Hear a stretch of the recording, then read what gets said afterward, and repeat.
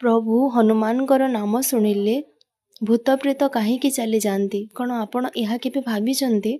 ଦେଖନ୍ତୁ, ଇତିହାସରେ ଏମିତି କ'ଣ ହୋଇଥିଲା କି ହନୁମାନଙ୍କ ନାମ ଶୁଣିଲେ ସବୁ ରାକ୍ଷସ ଓ ତନ୍ତ୍ରମନ୍ତ୍ର କିଛି କାମ ଦିଏନି? ଦେଖନ୍ତୁ, ରାବଣର ଗୋଟିଏ ଛୋଟ ଭାଇ ଥିଲା, ଯାହାର ନାମ ଥିଲା ଅହିରାବଣ, ଯିଏକି କାଲାଜାଦୁ ଓ ତନ୍ତ୍ର ବିଦ୍ୟାରେ ନିପୁଣ ଥିଲା। ରାମାୟଣର ଯୁଦ୍ଧରେ ଯେତେବେଳେ ରାମ ଓ ରାବଣର ସଂଗ୍ରାମ ଚାଲୁଥିଲା, ସେତେବେଳେ ଅହିରାବଣ ନିଜର କାଲାଜାଦୁର ଶକ୍ତିରେ ଶ୍ରୀରାମ ଓ ଲକ୍ଷ୍ମଣଙ୍କୁ ଉଠାଇ ନେଇଥିଲା ଓ ତାଙ୍କୁ ନେଇକି ପାତାଳକୁ ଚାଲି ଯାଇଥିଲା। ଯେତେବେଳେ ହନୁମାନଙ୍କୁ ଏହାର ସୂଚନା ମିଳିଲା, ସେଠାରେ ହନୁମାନ ଓ ଅହିରାବଣ ମଧ୍ୟରେ ଯୁଦ୍ଧ ହେଲା, କିନ୍ତୁ ଅହିରାବଣ କୌଣସି ପ୍ରକାରେ ମରୁନଥିଲା।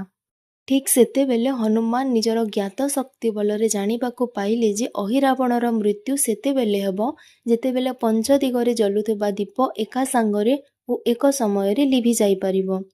ସେତେବେଳେ ହନୁମାନ ନିଜର ପଞ୍ଚରୂପ ଧାରଣ କରି ପାଞ୍ଚ ଦିଗରେ ଜଳୁଥିବା ଦୀପକୁ ଏକା ସାଙ୍ଗରେ ଏକ ହିଁ ସମୟରେ ଲିଭାଇ ଦେଇଥିଲେ ଓ ସେହି କ୍ଷଣି ଅହିରାବଣର ମୃତ୍ୟୁ ହେଲା।